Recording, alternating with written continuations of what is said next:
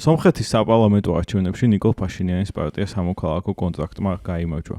კიდევ 5 წლის განმავლობაში გაგრძელდება ფაშინიანის პროევროპული და მშვიდობისკენ მიმართული პოლიტიკა. ეს, რა თქმა უნდა, საკუთარ რეგიონულ გავლენასაც მოახდენს მთელ კავკასიაზე და ზოგადად პოსტსაბჭოთა სივრცეში რუსეთის გავლენაზე. ამ და სხვა საკითხებზე, აზერბაიჯანთან სომხეთის სამშვიდობო პერსპექტივებზე, თურქეთთან სომხეთის ურთიერთობის ნორმალიზებაზე ვისაუბრებთ კონფლიქტოლოგ პაატა ზაქარიაშვილთან ერთად. მოგესალმებით და ვიდრე საუბარს დავიწყებთ, მინდა კიდევ ერთხელ მოგიწოდოთ, გამოიწეროთ ჩვენი პოდკასტი YouTube-ზე, Spotify-ზე და ყველა სხვა სოციალურ ქსელში. ბატონო პაატა, პირველ რიგში რომ შევაფასოთ არჩევნების შედეგები, რამდენად პროგნოზირებადი და მოსალოდნელი იყო ეს და რა დასკვნები შეიძლება გამოვიტანოთ ამ შედეგებიდან. მოგესალმებით, მივესალმებით ჩვენს მსმენელს, მაყურებელს, თქვენ მსმენელი ვარ და ჩემი პატივია თქვენთან თქვენს სივრცეში ყოფნა. პროგნოზირებადი იყო ნამდვილად, ბევრი ელოდა ასევე ვითომ და საკონსტიტუციო უმრავლესობას მიიღებდა, მეც და ბევრი ვინც ჩარტუყურებთ ამას ყველაფერს, მე ვამბობდი რეგულარულად, რომ ალბათ საკონსტიტუციო უმრავლესობას ვერ მიიღებს. სამწუხაროდ ასე შევაფასებდი, ვერ აიღო პაშინიანმა საკონსტიტუციო უმრავლესობა და გარკვეულწილად მიხვდეთ იმისა, რომ მთლიანად შეინარჩუნა ძალაუფლება იმ ფორმით, რომელსაც ჰქონდა, ანუ მას შეუძლია დაამტკიცოს მთავრობა, პრემიერ-მინისტრი, საფინანსო კონტექსტი, ბიუჯეტი იქნება თუ კანონების მიღება, ზირთ ყველაფერი დაიტოვა ძველებურად, მაგრამ პრაქტიკულად თითქმის 7-8 ადგილი დაკარგა პარლამენტში, ეს ადგილი მოემატა ოპოზიციას. ანუ თქმა იმისა, რომ არც ოპოზიცია არ დამარცხებულა, ანუ ოპოზიცია შეიძლება თქვას, რომ ქულები ჩაიწერა დამატებით და რუსეთსაც შეუძლია თქვას, რომ რაღაც უკეთესი იქნებოდა სხვანაირად, რუსეთი უფრო მეც ველოდა, მაგრამ ბოლომდე ქულები არ დაუკარგია, მაგრამ ტრიუმფალური თქვათ ასე გამარჯვება არა, ტრიუმფალური გულისხმობა, როცა მტერს პრინციპი და დაამარცხებ, ხო და აღიარებს თავის. ესე არ არის, მან დამაჯერებლად გაიმარჯვა, რასთავარია, მან მიიღო მანდატი გააგრძელოს ის პოლიტიკა, რაც დღემდე ატარებდა. ანუ საზოგადოება ცალსახად და მკაფიოდ უთხრა პაშინიანს, რომ რასაც შენ აკეთებ, სწორია და განაგრძე გზა. ანუ ახალს არაფერს არ ელოდებიან, რომ აზერბაიჯანთან კიდევ მეტად დაალაგებს ვითარებას, თურქეთთან გაუმჯობესებს მდგომარეობას, ევროკავშირთან ასევე გააღრმავებს ურთიერთობას და რუსეთთანაც არ გააფუჭებს ურთიერთობას. ეს ყველაფერი ერთად საკმაოდ რთული ამოცანაა. და პლუს ამას პაშინიანს ვალდებულება გარკვეულად აღებული, მაინც რაღაცა უნდა უკრას კონსტიტუციას. მიუხედავად იმისა, რომ მას არ აქვს უმრავლესობა, მას სხვა ბერკეტები აქვს. ანუ აზერბაიჯანმა პირველ რიგში და თურქეთმა მეორე რიგში, თურქეთი მაინც აზერბაიჯანს უყურებს ამ შემთხვევაში, უნდა დაუმტკიცოს აზერბაიჯანს ყველაფერს აკეთებს, რათა ის წინაპირობა სამშვიდობო მოლაპარაკებების ხელშეკრულების ხელმოწერის ძალაშია, დღის წესრიგშია, მიუხედავად იმისა, რომ ვითარება გართულდა, ის მაინც განაგრძობს ამას. ეს უამრავი ფორმები არსებობს ამის და მთავარი პაშინიანმა არ დაიშუროს ენერგია, რათა ეს ვითარება გამოასწოროს. თუმცა აშკარად გაურთულდა მდგომარეობა, უფრო უკეთესი მდგომარეობა ჰქონდა წინა მოწვევაზე, მაგრამ მაშინ რეალობა იყო კიდე სხვანაირი, იმიტომ რომ პაშინიანმა გაიმარჯვა 21 წელს. ზუსტად საშინელი ომის შემდეგ ყარაბაღში ხალხი ცხოვრობდა და პაშინიანს ჰქონდა გარკვეული პირობა დადო რევანში პირდაპირ არ ახსენებდა სიტყვა რევანშს, მაგრამ რო ჩვენ გამოვასწორებთ მდგომარეობას, ესაც მოხდა ჩემი ბრალი არა, ეს წინა ხელისუფლებამ ასე დატოვეს, სხვა გზა არ იყო, ომი ჩვენი არჩევანი არ იყო, თავს მოგვახვიეს, აი ჩვენი მოსახლეობა არის რუსეთმა არ დაგვიცვა და ჩვენი მოსახლეობა ყარაბაღში ეს უნდა შევინარჩუნოთ და ამიტომ დამაჯერებელი იყო ამ მორჩევლისათვის, რომ მოდი ამ კაცს მივცეთ საშუალება ბოლომდე მიყვანოს საქმე, მაგრამ მაშინდელაც აირჩიეს, მან დაკარგა ყარაბაღი მთლიანად საბოლოო ჯამში, აზერბაიჯანი და მუქარა უფრო მკაფიო და ცალსახა იყო, რუსეთთან ურთიერთობა ვერ დაალაგდა კიდევ უფრო გამძაფრდა, ჯერ მაშინ ევროპა არ ჩანდა ის როგორც ახლა არის მკაფიო და ამიტომ ძალიან გაურთულდა პაშინიანს პირობები და ამ ფონზე ეს წარმატება ნამდვილად დამაჯერებელ წარმატებად შეიძლება ითქვას და რომ მანდატი მას მყარი აქვს, მდგრადი აქვს და მას შეუძლია თამამი ნაბიჯები გადადგას. როგორც ეთყობა პაშინიანს, საკმაოდ მის გუნდის წევრებს ვიცნობ, მას არ ვიცნობ პირადად, მაგრამ მის გუნდის წევრებს საახლობლოს კარგად ვიცნობ, დეპუტატებს ქონია ხოლმე რაღაც შეხვედრები სხვა დონეზე და ძალიან ესეთი, მონდომებულები არიან, მოტივირებულები არიან არსებითად შეცვალონ სიტუაცია სომხეთში. არის მენტალურ დონეზე ფიქრობენ შეცვალონ სიტუაცია, რომ სომხეთი სულ ჰაერში კიდია, სულ რაღაც ეპოტინება რაღაც იდეებს, მითებს, ლეგენდებს და ჩვენ გვჭირდება რეალური კონკრეტული სომხეთი, აი აზერბაიჯანის იმ საზღვრებში, რომელიც აღიარებულია საერთაშორისო სამართლით. კი სამართლით. ბატონო, საზღვრების გარდა ირანის ეს ფაქტორი, ანუ გარშემო იდეალური მეზობლები არ ყავს. ყველაზე იდეალური ჩვენ ვართ საქართველოს და რამდენი ჩვენ იდეალურები ვართ, ესეც უკვე ჩვენ შეგვიძლია ამაზე ვილაპარაკოთ. ნუ იმათთან შედარებით მე მგონი ვარ. კი. და ამ ფონზე რა თქმა უნდა ძალიან დიდი გამოწვევა აქვს, იმიტომ რომ ამ ყველა 6+3 რომა ახლა ლაპარაკი კიდე და რუსეთი უნდა გამოვურცოთ, იმიტომ რომ რუსეთი არ არის სამხრეთ კავკასიაში, მაგრამ այն ჯანდაბას რუსეთის რო ვიგულისხმოთ ჩრდილო კავკასიიდან, ყველაზე მოწყვლადი ჯერ კიდე ტერიტორია, ერთ სომხეთის ტერიტორია, სახელმწიფო, რომელსაც არსად გასასვლელი არ აქვს, სულიძულებულია მეზობლებთან კონდეს ანგარიშ გასაწევი პოლიტიკა და მეზობლები როგორც წესი იდეალური არცეთი, ანუ ჯერ კიდე მტრული განწყობა აქვს იმას აქვს აზერბაიჯანს და თურქეთს, თუმცა თურქეთი არ არის დღეს ბუნებრივი მტერი ნამდვილად სომხეთის მას არაფერს არ ედავება, გარდა იმისა, რომ სომხეთი რაღაც საშინაო დავალება უნდა შეასრულოს თურქეთის გაგებით, ოღონდ აზერბაიჯანის კონტექსტში, თუმცა სომხეთის მოსახლეობაშია ზიზღი თურქეთის მიმართ, რაც დიდი ფაქტორია. რა თქმა უნდა, ამიტომ თურქეთი ამას ვერ გამოასწორებს, სომხეთმა უნდა გამოასწოროს, ანუ თურქეთი, ხომ სომხეთი ასეთ მარტო დავსწრები ვარ, ძალიან ბევრ სერიოზულ საინტერესო შეხვედრებს სომხეთში და თურქეთშიც, თურქულ-სომხურ ურთიერთობებში და თურქი ექსპერტები, დიპლომატები განსაკუთრებით, აი საკმაოდ კეთილგანწყობილები არიან სომხეთის მიმართ და მიაჩნიათ, რომ კი, ოდესღაც არ თვლა ისე, ანუ ოდესღაც მოხდა ის, რაც სომხებისთვის დღემდე მიუღებელია და დასამახსოვრებელია, მაგრამ არ შეიძლება მუდმივად ამ წარსულში იყოს ჩარჩენილი ერი. საჭირო წინ ვიაროთ, კი ბატონო, უნდა ივიწყებენ რაც მოხდა, მაგრამ უამრავი სხვა საკითხები არ წინ უნდა გადავიდეს. თურქებს ჩემ თვალწინ უთქვიათ არაერთხელ და არა 10 ჯერ და მით უმეტეს ჩემს გარეშე ხომ უფრო მეტი პრინციპში ამ მიმართულებით ნაბიჯები ფაშინიანმაც გადადგა გვახსოვს თურქეთის ულტიმატუმით არარატის მთა მოიღეს საფოსტო მარკებიდან გერბი აქვს იქიდან ამოსაღებია გერბი და ამოღება არ არის თლაიოლის საქმე რა თქმა უნდა კი, ამ არჩევნების კონტექსტში მინდა რუსეთის პოზიციაზე გკითხოთ, იმიტომ რომ ძალიან აქტიურად ჩაერია ხო რუსეთი ამ წინასაარჩევნო კამპანიაში, იყო მუდმივი ულტიმატუმები, რომ ჩაატარეთ რეფერენდუმი, ირჩევთ ევროკავშირს თუ ევრაზიულ კავშირს, სადაც სომხეთის პასუხია, რომ ჩვენ იმდენად შორს ვართ ჯერ ევროკავშირისგან, რადგან ამაზე რეფერენდუმის ჩატარება და თან სომხეთმა ძალიან ისარგებლა ეკონომიკურად ევრაზიული კავშირის წევრობით ბოლო წლებში. მეორე არის ის, რომ ნახეთ სოფლის მეურნეობის პროდუქტებზე სხვადასხვა ტიპის შეზღუდვები და პროპაგანდისტური მედიიდან მუდმივი მუქარები, რომ ახალი სპეციალური სამხედრო ოპერაცია სომხეთში და ასე შემდეგ, რასაც იდეაში რაღაც მამობილიზებელი ეფექტი უნდა ჰქონოდა პრორუსულ ამომრჩეველში სომხეთის შიგნით. თქვენი აზრით, პირველ რიგში მინდა გკითხოთ, რა იყო ზოგადად ამის მიზანი, რასაც რუსეთი აკეთებდა და მათ რეალურად სჯეროდათ თუ არა ფაშინიანის დამარცხება რომ იყო შესაძლებელი და მეორე მხრივ, რა შედეგი მოიტანა საბოლოოდ ამ ყველაფერმა. მოკლედ რუსეთი როგორც წესი და ხშირად თავის საწინააღმდეგო ნაბიჯებს გავს დიპლომატიურ მოსარგულის. ომის თავის საწინააღმდეგო უამრავ ხალხს ხოცავს და ესა კატასტროფა. თორე ასე და უკრაინის ომი სულაც არ არის რუსეთის სასარგებლოდ, მაგრამ ვინ ფიქრობს ამაზე, როცა ჩვენ ხედავთ რამდენად მძიმე მდგომარეობაში უკრაინის ხალხი როგორ იბრძვის ღირსეულად, არა? ამ ფონზე დიპლომატიაში როგორც წესი რუსეთი ყოველთვის აკებს, ანუ თუ სოფლიო დონეზე თუ ბირთვულ იმას არაჟღარუნებს მუქარას, მას ვისი ეშინია რუსეთი, არაფერი არა რუსეთი. ამ ერთადერთი რითაც შეიძლება დააშანტაჟოს სოფლიო არის ბირთვული იარაღი. დიპლომატია სრულიად წარუმატებელია. ეს გამოჩნდა სომხეთშიც. ეს თავიდანვე არათუ ჩვენს ტერიტორიაზე ჩანს ეს როგორც წესი აფხაზეთის ტერიტორიაზე რომ სატარდება ეგ წოდებული არჩევნები, თუ რუსეთი ვიღაცას ხარს უჭერს, როგორც წესი აგებს ხოლმე. ანუ ეს უკვე ხოთებაა და ეხლა ამაზე არჩევნებამდები. ანუ იქაც კი არა პოპულარული, უკვე არაერთხელ და ორჯერ დამტკიცებულა ეს ყველაფერი. ამ ფონზე რუსეთის ხელების ამოგრეხა აშკარად ჩანდა იყო კარგად გათვლილი ის რომ გადაერჩინა არჩევნების დღე. საქმე ისაა რომ ხედავდა კარგად რომ პაშინიანი წარმატებულია გადის პირველ ადგილზე, მაგრამ რუსეთს ეშინოდა საკონსტიტუციო უმრავლესობის აღებისა. მესმე მგონია ეს გამოუვიდა. ანუ მან არჩევნების წინ ერთი თვით ადრე არა კიდე ორი კვირით ადრე უფრო დაიწყო აგრესიული პოლიტიკა, რათა შეეშინებინა ჩამოუყალიბებელი ამორჩეველი. ასე რომ ჩვენ ერთ ხალხში ჩვენც გავართ სომხეთის აღშფოთებაში ყოველთვის არის ჩამოუყალიბებელი ამორჩეველი. თითქმის ნახევარი არ მივიდა არჩევნებში, თუმცა ერთ-ერთი ყველაზე მაღალი ის ძალიან მაღალი აქტიობა იყო. და საბოლოო ჯამში ოპოზიციამ უფრო ისარგებლა, მე მგონი ამით. გეთახვებით, აბსოლუტურად გეთახვებით და ეს არ პაშინიანს რა ხელი არ შეეშლო, კიდევ უფრო მეტი ოპოზიციის მომხრე იქნებოდა ხალხი. პაშინიანმა გათვალა სწორად და ხელი შეუშალა რაღაცებს. იმიტომ უკანონოდ იქცეოდა თვით რუსეთიც კი.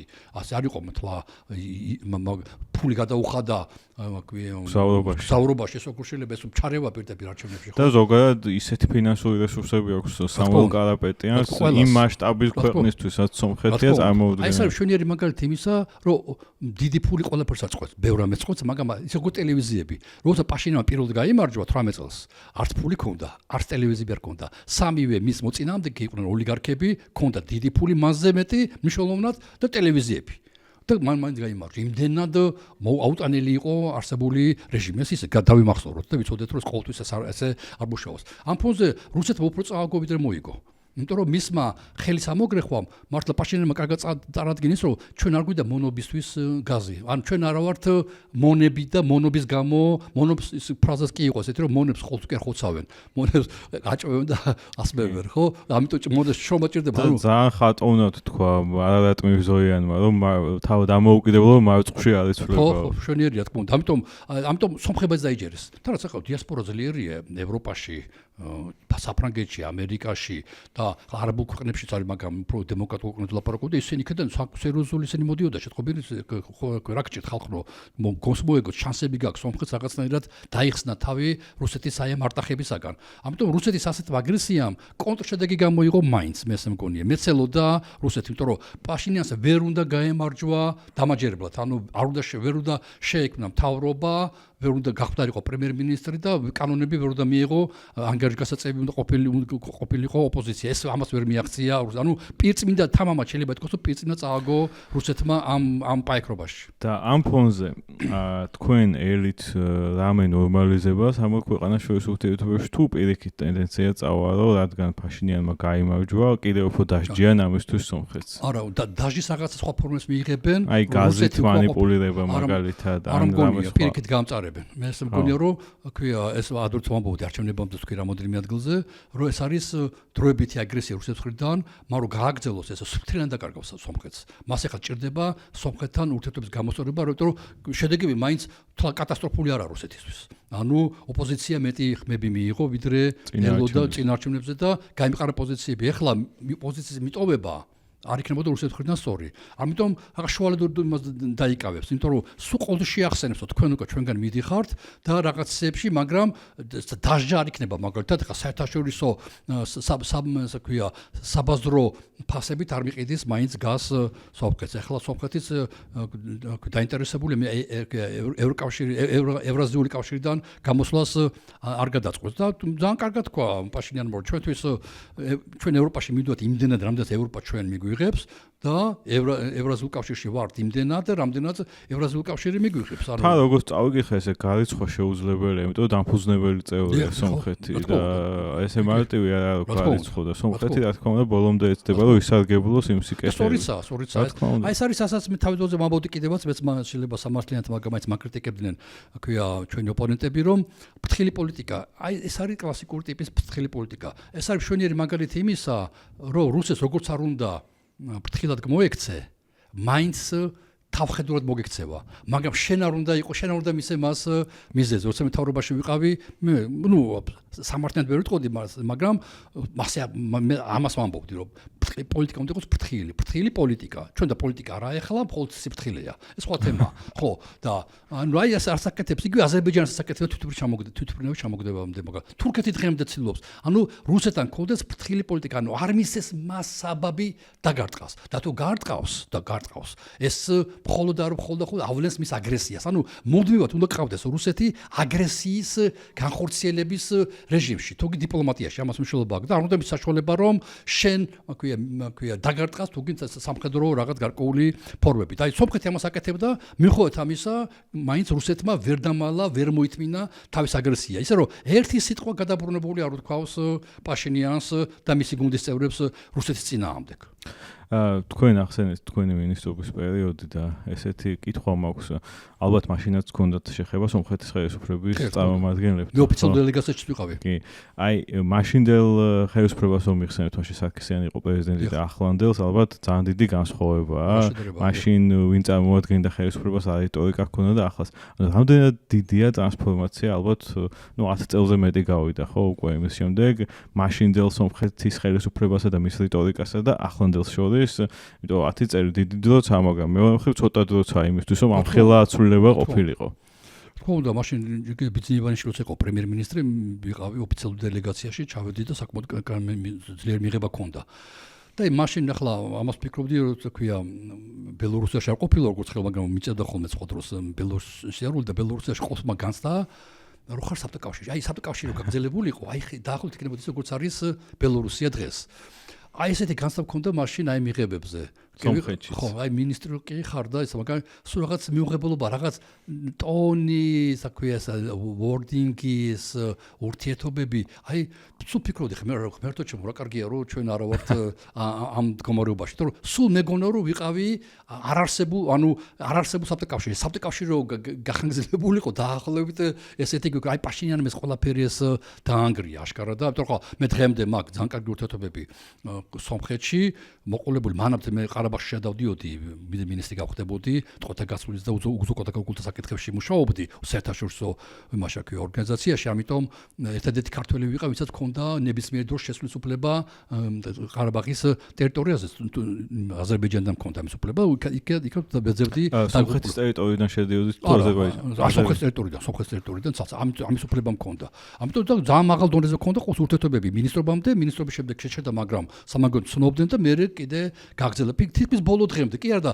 როცა საომარი მოქმედებები მიდიოდა იმაში 22 წელს როცა დაიწყო 23-ში როცა დაიწყო გამოდევნა მაშინ ბაქოში ვიყავი და საკმაოდ მაღალ ერთ-ერთი მინისტრის მოადგილეთან კაბინეტში ვიყავი და პირდაპირ სას დახედა და აი ხლა გახავთ კუჩაშიო სამი კაცი ვიყავით და სულ სხვა აზერბაიჯანი დახვდებათო ეხლა დავიწყეთო შეტევგული გაგვისკდა პირდაპირ ეხლა დავიწყეთო შეტევაო ივაზოქია ყარაბაღში ხო ეს მომენტი იყო კარგად ანუ ბოლო დღემდე მე მიწევდა ამ ეს საქმიანობა ამიტომ კარგად ვიყავი ჩართული და როგორც ორი მხარეს რაღაც დობა და რაღაც ყოდა მაგრამ დღემდე აი ვიცნობ კარგად იგივე ქვია ძველი მთავრობის წარმომადგენლებს სომხეთში მათთან ურთიერთობები პრაქტიკულად არა იშვიათი თორი ადამიანი როგორც წესი კონტაქტებზე გამოდიან და ნამდვილად აი ჩვეულებრივ თავისუფალი ურთიერთობები გვაქვს აი პაშინიანის ხელისუფლებას თუმცა მათ ხალხთან მე არ მითანამშრომლობდი ასეთ მხოლოდ აი როგორც არასამთავრობო სექტორზე საექსპერტო დონეზე გვაქვს ურთიერთობა მაგრამ აი საქმიანი ურთიერთობები ქონდა სწორედ სარქისიანთან ძირითადად მის ხალხთან და იმათთან დღემდე არიან რაღაც ჩაკეტილები და რაღაც მაინც აი სულ რუსეთზე ლაპარაკობენ სიტყვაზე აი როცა გვაქვს ხოლმე ზოგიერთი ჩავდი ვარ ხოლმე ურეკავ და საღამოს დავსხებთ რაღაცა და ვიგონებთ ხოლმე რაღაც ძველ პერიოდს და სულ მაინც რუსეთზე ლაპარაკობენ და ცოტა მე კი ვიცი რომ შენ რუსეთი არ გიყვარს მაგრამ ცდები იცი ესე კი არ ესი არის და სულ ცდილობენ დაგაჯერონ რომ რუსეთი არ არის კარგი მაგრამ იდეალურად მაგრამ სხვა მაინც ჯობია დაახლოებით ეს განწყობა არის აი ამ სარქისიანის სხვადასხვა მენტალიტეტის ხალხი აბსოლუტურად სულ ორი სხვადასხვა სომხეთია კი ყარაბაღი ახსენეთ და ეს იყო ესეთი მთავარი საკითხი ამ წინასაარჩევნო კამპანიის ერთი მხრივ იმიტომ ფაშინიანის დაპირება იყო კონსტიტუციაში შეცვლიდა ოღონდ არა იმ მოტივით ვალიევით ხო არამედ იმიტომ რომ რეალური სომხეთი სასამართლო რეფორმისთვის მჭირდება ამას ამბობდა და ასე შემდეგ პირველ რიგში მინდა გკითხოთ და ოპოზიციის მხრიდან მეორე მხრივ ნარატივი იყო ეხლა ბოლოს დებატებზე ნარეკ კარაპეტიანმა მოუთხა სხვათა შორის კარგად უთხრა რომ მშვიდობას დაგვპირდიო და ორჯერ ომე და ორივე წააგეოდა რანაირი მშვიდობაა ესო ფაშინიანს მიმართა და ნუ მე ალბათ ერთ-ერთი ძიმე შეცდომა რაც ფაშინიანმა დაუშვა ამ დებატებზე ის იყო თქვა რომ როცა კითხეს შენი მთავარი მიღწევა რა არისო ეს ყარაბაღის საკითხი მოვიშორეთო თუ რაღაც ეგეთი თქვა რაც რის გამოც მე ვინც იქ იდგა ყველა თავს დაესხა რომ კი არ მოიშორე დაკარგეო ხო ნუ დაახლოებით ეს იყო და რატომ არის ჯერ ერთი სომხების ამ კოლექტიურ ცნობიერებაში ესეთი მნიშვნელოვანი ყარაბაღის საკითხი ეგ მინდა გკითხოთ და მეორე მხრივ უკვე გადავიდეთ ამ მნიშვნელოვანზე რაც არის კონსტიტუციის შეცვლის საკითხი წარმოგიდგენიათ თუ არა რომ ალიომეს ულტიმატუმი ულტიმატუმი მოხსნას კონსტიტუციის, იმიტომ რომ სომხეთის კონსტიტუციის პრეამბულაში არის ნახსენები დამოუკიდებლობის დეკლარაცია და დამოუკიდებლობის დეკლარაციაში საუბარია ყარაბაღის და სომხეთის გაერთიანებაზე და ასევე თუ წარმოგიდგენიათ სცენარი, როცა არ იქნება მიღწეული სამშვიდობო შეთანხმება, მაგრამ იქნება de facto მშვიდობა და პროგრესი გაგრძელდება, მაგრამ ხელი არ მოეწერება რაღაცას. ხო, პირველი კითხვა ფილოსოფიურად ძამშულოვანია. თქვენ გაცემა მომწონს ინტელექტუალური გაცემებია და ჩვენ გვისმენს და გვიყურებს ბენედიქტ ანდერსენს აქვს ძალიან ცნობილი წიგნი წარმოსახვითი საზოგადოებები და ნაციონალიზმზე. ალბათ ჩვენს გვეხება პირველ რიგში მე ასე ვიტყოდი. როგორი კრიბება, როგორი იქნება წარმოსახვითი საზოგადოებები. და დაახლოებით ესაა რომ როცა შენ ადამიანი ან შენ თავი ადამიანი გიყვარს როგორც მის მხოლოდ იდეალურ რაღაცებს ქმნი ანუ კი არ იგონებ ნამდვილად ესეა მაგრამ უარყოფით ვერ ხედავ ხო აი პაშინელმა დაიწყო ამ წარმოსახვითი სომხეთის წინააღმდეგ ბრძოლა და ეს მომწონს ეს არის მის ამიტომ მისი პასუხი მე არ ვთვლი იმათ რა ქვია შესწომად რატო იმიტომ რომ ყველა მიცის რომ პაშინიანმა წააგო ყარაბაღი და რო თქვას არა ეს შესწომა მომივიდა ამიტომ შეწევაზე გადადის. ურჩევნია გამოიწვიოს აი ამ პასუხით. ბოდიში შეგაწყვეტინოთ, მისი მთავარი შეცდომა ის იყო 2019 წელს რომ ჩავიდა და იქ ის განცხადება გააკეთა. არა, აღიარა, მაგრამ აი ის მართლა შეცდომა იყო და ეს განცხადება არა. კი ბატონო, შემავაზე ვიკმის გეთაყვებით, მე თვითონ აღიარი შეცდომად, მაგრამ ეს რატომ იცი რომ ეს ყველა მიცის რომ მან დაკარგა. ამიტომ თამაში და ვითომ გავიდე თამაში და იცი რა, ჩემი ბრალი არა, ეს სხვა მიზეზები იყო პირდაპირ ამით როცა შენ პირდაპირ ეუბნები მოწინააღმდეგეს იმას რასაც შინაგან არ ელოდება და არ უნდა თქვა არ გეკუთვნის ამის თქმა უნდა დამალო არის რაღაცები რაც უნდა ჯობი არ თქვა მის გამიგია ჩემს ჯობი ამაზე არ ლაპარაკოს რატო თუ საჭირო რატო უნდა ვილაპარაკო ანუ პაშინიანი ლაპარაკობს იმაზე რაც საზოგადოებაში მიღებული ამ წარმოსახვით საზოგადოებაში რომ ამაზე ლაპარაკი არ ღირს მან კარგად იცის სიტუაცია სომხეთში თვითონ პაშინიანი სახალხო გმირია, ახლა ყველა სომეხი, ვინც ახლა სომხური არ ვიცი და ვინც სომხური ენა ძალიან დიდია თავისი რაღაც მთელ სოფლიოში მოდებული, ამიტომ სხვადასხვა ფორმაციები და ყველაზე გასაგებია ხალხური სომხური, როგორც ყველა ამბობს. და აი პაშინი ლაპარაკობს სუფთა ხალხ, პაშინი ვერ წარმოუდგენთ როგორ შეიძლება ლაპარაკობდეს დიპლომატიურად მაგალითად. აი რუსულადაც ლაპარაკობს და ინგლისურად დიპლომატიური ნასწავლიანებია და სომხურად ლაპარაკობს ყველას უყვარს მისი სომხური ლაპარაკი ენა, იმიტომ რომ ძალიან ხალხური ენა, როცა ჩვენ საქართველოს რეალობაში არც ერთი პოლიტიკოსი არ ლაპარაკობს აი მაგალითად იმერული კილოთი ან გურული ან და კიდე აი ამას უსავს ხავს და ამით არის ის რომ ხალხს წარმოადგენს და როცა ესეთი ადამიანი და აი ამ ხალხში ეს განწყობა იყო მე ხშირად მიწევდა ხოლმე სომხებთან ომამდე ურთიერთობები ამ გასვლა გამოცვლაზე და ოჯახებში გვეძინა მეძინა და მართლა ჩახარშული ვიყავი სომხურ რეალობაში დღემდე ვთვლი რომ სხეული გზნობ ამას და იქ სუფრაზე იქნოდა რაღაცაზე იყო აი ჭირი სუფრის რომელიც შულს ეძებს დაკარგა ოდესღაც და აი მასა სუფრაზე ვზივარ და სულ იტყოდნენ რომ იქნება არღირ და იქნება ჯობია გამოსწორდეს აღარ გვინდა ამდენი მსხვერპლი და ანუ აი ეს განწყობა ამოატივტივა მე ამიტომ მე ვხედავ რა გააკეთა პაში მან ამოატივტივა ზემოთ ის რაც დაფენილი იყო ქვემოთ ფსკერზე და ყველას ცხენოდა ამაზე ლაპარაკი ვინაიდან მე ჩართული ვიყავი ასეთ ტკივილ თემაში როგორც არის დაკარგულები დაღუპულები ასე და ამიტომ ჩემთან იოლად იხსნებოდნენ იმიტომ რომ ეს მათი ტკივილი იყო პერსონალური ოჯახური ტკივილი იყო და უცებ მე ვხედავდი როგორ ადამიანებისთვის დიდი სომხეთი კარგია მაგრამ შვილი მომიძიეთ რა შვილი მჭირდება ანუ აი ამ ფონზე უცებ ამოხეთქავდა ხოლმე კი გვინდა ეს თემები და რაღაცები და აი ამ არჩევნებას ხოთრ ძალიან საინტერესო რაღაც აჩვენა სასაზღვრო ზოლში ყველა იმ რაიონში სადაც აზერბაიჯანთან საზღვარი აქვს პაშინიანის პოპულარები იყო პაშინიანის ყველაზე მეტი ხმა მიიღო და წელიწადზე მეტი არც ერთი შეტაკება არ ყოფილა და არც ერთი სულ ანუ მშვიდობა ველო დაპირება არა ფაქტია ეს მაგრამ ამიტომ თავარი ევროპა კი არ იყო თავარი რუსეთი კი არ იყო თავარი მშვიდობა იყო აი ამ რაიონში მიცემულმა ხმებმა აჩვენა რომ ხალხს მშვიდობა უნდა პირველ რიგში და ევროპა და რუსეთი მოიცდის ეს ყველაფერი სხვა არის და ამიტომ პაშინიანმა აი ამაზე თანაც რა დაარქვა ამ იმას ოპოზიციას ხო სამთავიანი ომის პარტია ხო ანუ გაერთიანა კი თქვენ კი იშლები და გინდა თქვათ რომ სხვადასხვა არა თქვენ ერთი ხართ ომის პარტია ხართ ანუ კარგად გააკეთა რაც ჩვენთან სამწუხაროდ არ მოხდა ომზე ლაპარაკს არ უნდა მოერიდო, უნდა ილაპარაკო მშვიდობა ჩვენ ხალხი ატარებს ამ ტკივილს. ჩვენი დევნილება ამიტომ არ შეიძლება ოპონენტს მისცე მონოპოლი ამ თემაზე. უნდა ჩაეძიო. აი პაშინიანმა არ მისცა საშუალება, ოპონენტებს რომ ომის თემით თვითონ არისო მართალი, ანუ გაკოცილდა მან დაუშვა ომის საბოლოო ჯამში და მიუხედავად ამისა აქეთ შემოუტრიალა ომის თემა და მათ დააბრალა იმ ხალხს, რომელიც თითქოს და ობივატერის თვალში თითქოს მათ დროს ომი არ ყოფილა. არც სარკისიანის დროს არ ყოფილა, არც კოჩარიანის დროს ომი არ იყო, დაძაბულობა იყო სადაც. ამიტომ ეს ეფექტურად გააკეთა და მშვიდობა აქცია მთავარ თემად. ოღონდ იმ ადამიანმა, ვისაც ყველაზე მეტად აბრალებდნენ ომის გაჩაღებას.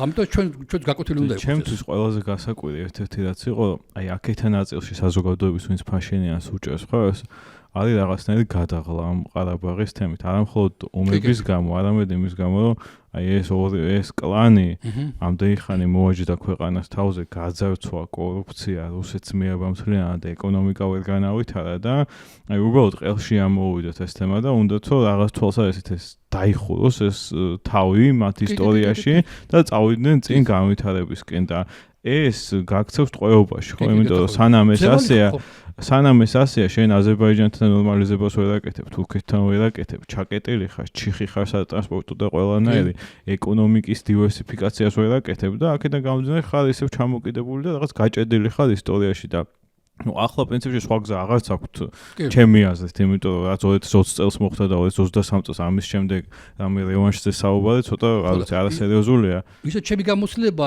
პაშინიანის გუნდთან ურთიერთობებში, ისინი კმაყოფილები არიან, რომ უკან დასახევი გზა არ აქვთ. და მხოლოდ წინ უნდა იმოძრავონ, ეს არსებობს ეს ფილოსოფიაში და ყველგან ცხოვრებაშიც კი, როცა რაღაცა ტვირთი, რომელიც შენთვის ძვირფასია, კარგავ უფრო იოლად მოძრაობ, მე სხვა რაღაცებს, სხვა ტვირთებს უკვე იოლად შეიძენ. ამიტომ მათ ურჩევნიათ, რომ უკან მოსახედი გზა არ ქონდე და იარონ მხოლოდ წინ იქნება რუსეთთან ურთიერთობის დალაგება, თურქეთთან და ევროკავშირისკენ სწრაფო. რაც შეიძლება თქვენი კითხვის მეორე ნაწილს ალიევის მუქარა არ შეიცვლება, დარჩება მგონია, ვიდრე თავისას არ მიაღწევს. იმედია რომ ომში არ გადააზრდის ამას და ალბათ არ ჭირდება არაფერი, მაგრამ ალიევს არ ჭირდება ხელ არაფერი სამშვიდობო ხელშეკრულების ხელმოწერად. ზოგადად ჭირდება თავის პირობებით. ეს სხვა საკითხია. მაგრამ რომ თავის პირობებზე უარი თქვას, მე გამოვიწყდა, გამიხარდება ვიტყვი რომ ყოჩახალიევი, მაგრამ მას უფლება აქვს ესე მოიქცეს, ეს ხელშეკრულების არარსებობა თავისავად დიდი ტრაგედია უკვე აღარ არის, თუ არსეთი მხარე არ აპირებს ომის განახლებას. თუ აპირებს, სხვა საკითხია გამარჩას. თუ ალიევი არ აპირებს ომის განახლებას, მაშინ ის მზად იქნება დაელოდოს არა საუკუნო და სამუდამოდ, მაგრამ დაელოდოს შემდეგ ნახოთ რა იქნება ერთ თვეში, ერთ წელიწადში. პაშინიანს ახლა ბევრი რესურსი აქვს, ბევრი თუ არა აქვს ბევრი, მაგრამ რაღაც რესურსი მაგალითად დაიწყოს მუშაობა პარლამენტის წევრებთან. აბა როგორ ფიქრობენ, წაიყვანოს ლაპარაკი რეფერენდუმისკენ. რეფერენდუმს მარტო სუფთა რეფერენდუმს ვერ ჩაატარებს და რეფერენდუმის გაწყვეტილება არ იქნება საბოლოო მისაღები პარლამენტი მაინც გასათვალისწინებელია. მე რას მიიღებს რეფერენდუმში ზუსტად არის ეს. ამიტომ რეფერენდუმი საკმაოდ ეს არის, ქვია, სარისკოა, თქმა უნდა, შროდინგერის კატასავითა, რომ ვიდრე არ გახსნი, ყუთს ვერ გაიგებ, კატაკუდარია თუ ცოცხალია. ასე რომ როცა ჩაატარებ რეფერენდუმს გვიან იქნება იმაზე ლაპარაკი არ გამიმართლა. ხო, თუ რეფერენდუმი წააგებ, პრაქტიკულად მე დადგება საკითხი რეგულარში არჩევნების, თუ ლეგიტიმაცია აღარ აქვს. ამიტომ უჩემნია რომ დაელაპარაკოს დეპუტატებს. არა გამორცხული, ვიღაცას კრიმინალური წარსული აქვს, ვიღაცას რაღაც აკეფული აკლდება, რაღაცა ყველაფერი მოსულა კავკასიაში. ანუ გამორცხული არაფერი არა. არის მე სავაჭრო პოლიტიკურ თანამდებობია პრეზიდენტი მაგალითად, რომ შეიძლება პრეზიდენტში დაახურდავოს და პრეზიდენტი როგორც ჩვენთან ახლა ისე თანამდებობა, რომელიც პოლიტიკურად გადაწყვეტილებას ვერ ღებულობს. ამიტომ შეიძლება ვინმეს მისცეს, როცა ხარ პრეზიდენტი, შენ ვერ დაარღვევ კანონს, ანუ თლა გიჟ ოპოზიციონერი ვერ გახდები, როცა პრეზიდენტი ხარ. ამიტომ შეიძლება რომელიმე ოპოზიციურ პარტიას, რომელიც წამოვა რაღაც დადასტურებებზე პრეზიდენტის თანამდებობა მისცეს. უამრავი უახლოეს შემთხვევაში ერთ წელიწადში გაირკვევა რაღაცა. ეს სცენარი ხა უზარმაზარი სამართლებრივი პრობლემები აქვს სამუელ კარაპეტიანს, ხო? შინა პატიმრობაშია. ფლობს ელექტროსისტემას, რომლის ნაციონალიზებაც სურს ფაშინიანს და ჯერ ვერ მოახერხა. ძალიან მარტივი ამასთან მოლაპარაკება ამ სამართლებრივი დევნის შეწყვეტის მე დიდი ალბათობით კარაპეტიამ არჩევნებამ უნდა თქვა რომ მინიმუმ 10 წელი დაუჩების სომხეთში, მაგრამ დარწმუნებული ვარ ხვალ ვერ უნდა მოსკოვში გაფრენა და ამ ყველაფრის დასრულება. ამიტომ ის ყველაზე დიდ ოპოზიციურ ფრაქციას აკონტროლებს პარლამენტში, ამიტომ რაღაც ფორმით მას თუ შეუწყობ ხელს პოლიტიკიდან მარტივად გავიდეს, ნუ აქ კიდე მეორე თემა რუსებს ამდენად უნდათ მისი პოლიტიკიდან გასვლა და შეიძლება არც უნდოდეს, მაგრამ თუ ეს დაალაგებადია, მე ხმებიც მოიძებნება კარაპეტიანთან. ხო. ბარემ რაკი შეეხეთ კარაპეტიანის წარმატება ის რომ რაღაცა ქულებს აიღებდა ბუნებრივია მაგრამ მეორე ადგილზე გავიდა თავისთავად საინტერესო ფენომენია სომხებს უნდათ არ სხვა არჩევანი ის პაშინიანს ხა ჯერჯერობით ამაში საკრმა ჯერავს არ გამოუკლებია მაგრამ ისო პაშინიანს დააკლდა ხმები და ვიღაც კარაპეტიანმა ბევრი ხმა აიღო, მე მგონი ეს ხმები წავიდა კარაპეტიანთან. ანუ მესამე ძალაზეა მოთხოვნა. ანუ ხალხი დაიღალა პაშინიანით, ხალხი ხო დაიღალა და დაიღალა კოჩარიანი და სარკისიანით. თან საინტერესო მომენტი იყო სარკისიანმა ჩახსნა თავის დროზე, თავის კანდიდატურა. მიხვდარა რომ კარაპეტიანი და კოჩარიანი და სარკისიანი ერთმანეთს ხმებს აждდებოდნენ. ჩახსნა. მე როგორც ვიცი სარკისიანის პარტია კარაპეტიანს უჭერდა არაფორმალურად ხარს, იმიტომ რომ კარაპეტიანის ძმა იყო სარკისიანის მაღალჩინოსანი მის მთავრობაში და კარგი ურთიერთობა ჰქონდათ, ამიტომ მისი პარტიული სტრუქტურები ეხმარებოდა და თან არჩევნებამდე ინტერვიუ მისცა კოჩარიანმა, სადაც თქვა რომ ძალიან ნანობო რომ მე მკვიდრეთ სარკისიანი დავტოვეო, ამიტომ ცუდი ურთიერთობა აქვს. კი, მაგრამ ხმები იყოფოდა სარკისიანის. აი სამი ხმა, იმიტომ დაარქვა სამთავიანი ომის პარტია, რომ სამიოს ბევრი ხალხი მოყავდა. ხო, სარკისიანი ართმევდა ანერს ან მეორეს ხმებს. ნებისმიერ შემთხვევაში საზოგადოებაში გაჩნდა მესამე ძალეზე მოთხოვნა და კარაპეტიანზე მოხდა ამის გამოაშკარავება. ანუ სხვაებაც უნდა იფიქრონ, რომ მესამე ძალაზე არის მოთხოვნა, ანუ არც კოცებით, არც ნაცების მომენტი არის იმაში და შესაბამისად წინ საინტერესო მოვლენები გველის სომხეთში ან პოლიტიკის მიმართულებით. და არ დაგვაუწყდეს კიდევ ერთი მომენტი. ბაქოში დღემდე საპატიმროში იმყოფებიან ყარაბაღის მთელი ლიდერები. რუბენ ვარდანიანი და სხვაები. ამიტომ სომხეთს ძალიან არ უნდა აწყობდეს მათი განთავისუფლება. ნუ ამ ხელისუფლებას ახლა და უნდა და ზოგადად ხალხში არის ეს. ხო, მოთხოვნა არის. ამიტომ შეიძლება აი ამაზე ააგოს სიტუაცია იმანა ქვია ალიევმა. რომ ხელშეკრულებას ვიდრე არ მოაწერთ ხელს, მანამდე არ გამოუშვებდა საზოგადოება აიძულოს, იმუშაოს ოპოზიციაზე იმაზე რომ ეს ხალხი გამოვიყვანოთ. ანუ ყველა მზადაა რომ კი მართლაც ამოსაღებია პრეამბულადან ყარაბაღის მითითება. მორჩა ყარაბაღი დაკარგულია, ყველა ხვდება ამას. ხო, მაგრამ აქ მეორე კონტრარგუმენტიც ასომხეთს ხედავ. ჩვენ ხო ისედაც ვაღიარეთ თქვენი ტერიტორიუმ თუმცა ჯერ კიდევ პრაღაში 2022 წელს და კიდევ ვიმეორებთ მუდმივად და ამ კონსტიტუციას თუ ვერ ვცვლი, ამის გამო მე რატომ ვსჯი, როცა ისედაც ყველა დონეზე აღიარებული მაქვს აზერბაიჯანის ტერიტორიული მთლიანობა. თქვენ ჩემს კარგად გეცოდინებათ, ევროკავშირში არის ბევრი სახელმწიფოები, ძალიან ბევრიც არა, მაგრამ პრობაი ბალტიისპირეთი და აღმოსავლეთი, სადაც ჯერ კიდევ არ არის დადგენილი სახელმწიფო საზღვრები. მიზეზთა გამო. ისტორიული მომენტი, ჩვენ ნახეთ ახლა ამ წუთში კი უკრაინასა და უნგრეთს შორის იგივე უნგრული ხალხზე. ანუ ბევრი ისეთი საკითხებია, რაც ევროკავშირი იოლად ახურდავებს, იმიტომ რომ ერთი ოჯახის წევრები ვარ და რა დროს ამაზეა ლაპარაკი. ჩვენ რო ვიყოთ აი თელ სამივე თქო სახელმწიფო ევროკავშირის წევრნი ან ერთად მიდიოდეთ არა, ეს ტკივნეული თემა ნაკლებად იოლად მოგვარდებოდა ბრიუსელში. მაგრამ ვინაიდან ჩვენ სხვა გზაზე თუ გავართ, მაგალითად აზერბაიჯანი არ აპირებს არც ევროკავშირის გაწევრიანებას, არც ნატოში, სომხეთი მიდის, მაგრამ ძალიან გრძელი გზა აქვს. ჩვენ თითქმის მივედით და ბოლო წუთში გავჩერდით და ღია კარების წინ გავართ. ანუ ყველა სხვადასხვა ვექტორი გვაქვს. ამ ფონზე ასეთ პატარა შედარებით უმნიშვნელოს ვიტყოდი ნამდვილად გეთახმებით თქვენს კითხვის ტონალობაში, არ უნდა აქცევდეს ყურადღება აზერბაიჯანს. თქვა თვითონ თქვას ალიევმა ჩემი აზრით რომ ყველაფერი გასაგებია მე მესმის და დარწმუნებული ვარ რომ ეს არ იქნება ჩვენთვის პრობლემა მომავალში და ამიტომ დღეს ვათავარ ხელი მოვაწერო ამას. თუმცა რაღაც დათქმები ჩადოს ხელშეკრულებაში, მაგრამ არ აკეთებს ეს ხო რეალობაა. რეალპოლიტიკა ხო ქვია თქვენ გასაგებია. ეს სამშვიდობო შეთანხმება ხო ეხლა გულწრფელაზე ვთქვათ არის აზერბაიჯანის გამარჯვების გაფორმება რეალურად, იმიტომ იქ არც ერთი პირობა არა, რაც შეიძლება სომხებისთვის თუნდაც იმ 100,000 ადამიანის დაბრუნების უფლება მაინც სხვა ყველაფერს შევეშვოთ. აქედან გამომდინარე ვთქვი ეს ყველაფერი, ხო? და კიდე ერთი საკითხი, რაც ძალიან ესეთი აქტიურად განიხილება სომხეთში, ეს ტრიპის ტელეფონი, რასაც ანგეზურის თუ სიუნიქის ტელეფონს ეძახიან, აქეთ ამხარე ოპოზიციურად განწყობილი მიიჩნევს, რომ შეიძლება აღმოჩნდეს ახალი აგრესიის საფუძველი, უბრალოდ აგრესია არ უნდა მეთქვა, ახალი ომის საფუძველი აზერბაიჯანის მხრიდან.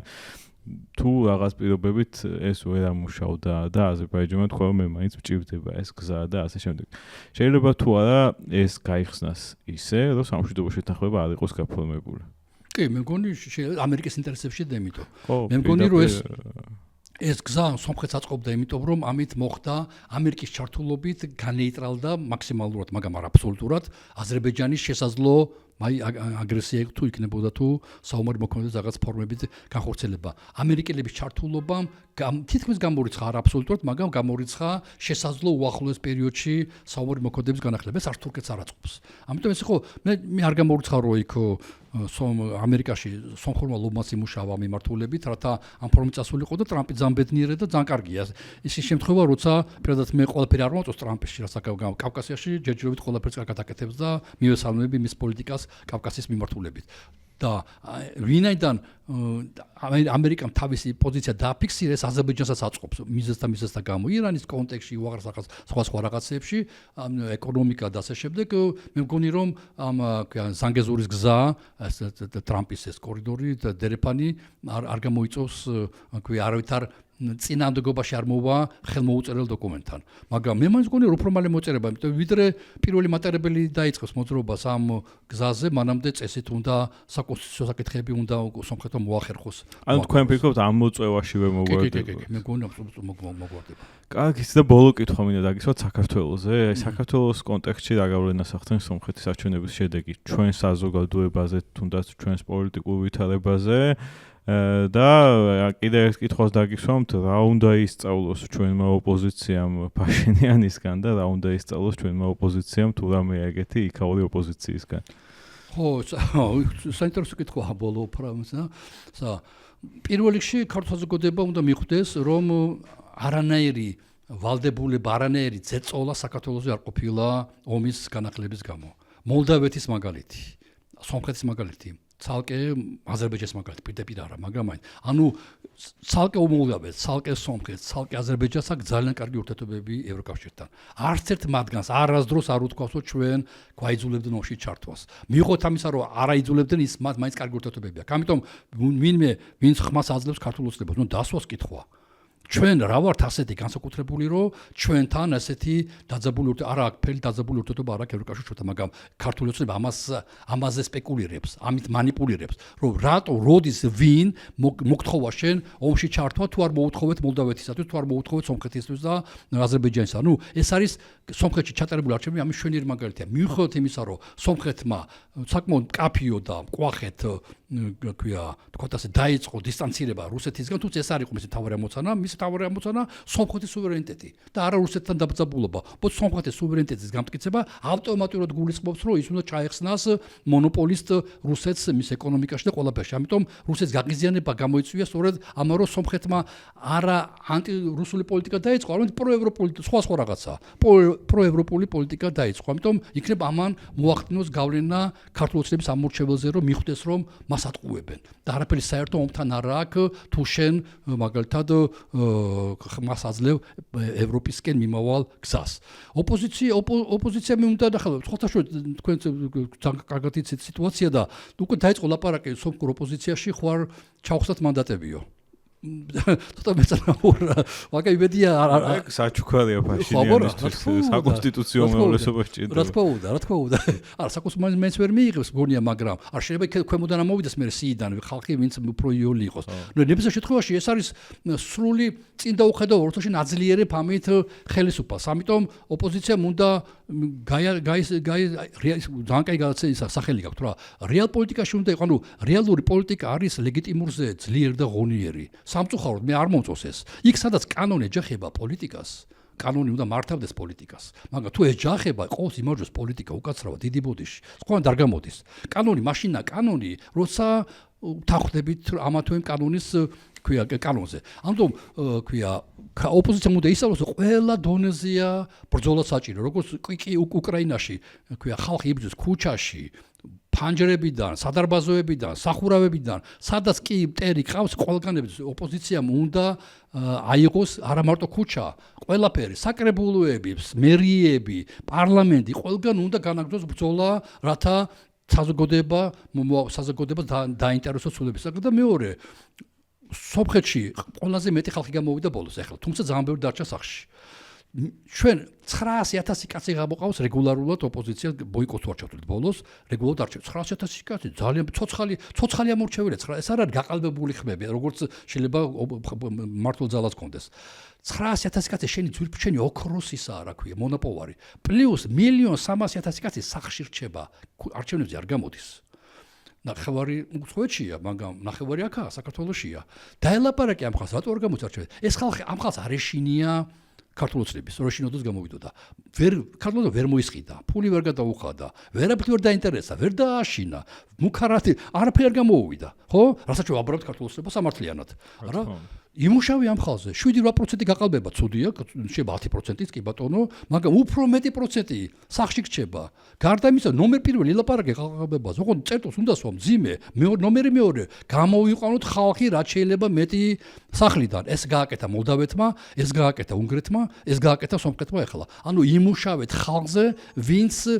ვისაც არჩევანი არ აქვს როცა არ უნდა ხელისუფლება მაგრამ არჩენში ვერ ხედავს გამოსავალს ამიტომ როგორც მოლდავეთის ისე უნგრეთის და ისე სომხეთის მაგალითი მშვენიერი მაგალითია ჩვენთვის რათა ჩვენ კარგად მოვემზადოთ და 28 წლისთვის მეტი საზოგადოების უფრო დიდი ნაწილი დავაინტერესოთ გამოვიდეს არჩევნებზე და ხმამისცეს საქართველოს მომავალს ევროპის სახით და საინტერესო რაც იყო სომხეთში არის ის რომ აი ის ხალხი ვისაც არავინ არ უყურებდა უბრალოდ კვლევები უყურებდა რომ ან არ პასუხობდნენ ან გადაუწყვეტელი იყვნენ ვინც მივიდნენ მათმა დიდმა ნაწილმა მაინც ტაქტიკურად მისცა ხმა ამ ორ დიდ ოპოზიციურ პარტიას კარაპეტიანს და ქოჩარიანს იმიტომ მაინც ბევრი ხმა დაიკარგა საბოლოო ჯამში მაგრამ ამ ორმა პარტიამ ბევრად დიდი შედეგი დადო ვიდრე კვლევებში იყო ამაზე ვარაუდი ხო ეს ხალხია ვინ ჩუმად იყო და ხალხი როგორც ესეა როგორც ადამიანი არ პასუხობს კითხვას ვის აძლევ ხმას ის როგორც წესი ხმას აძლევს ოპოზიციას მაგრამ ამის ხმა არ უნდა იმიტომ რომ ხელისუფლების არ ეშინია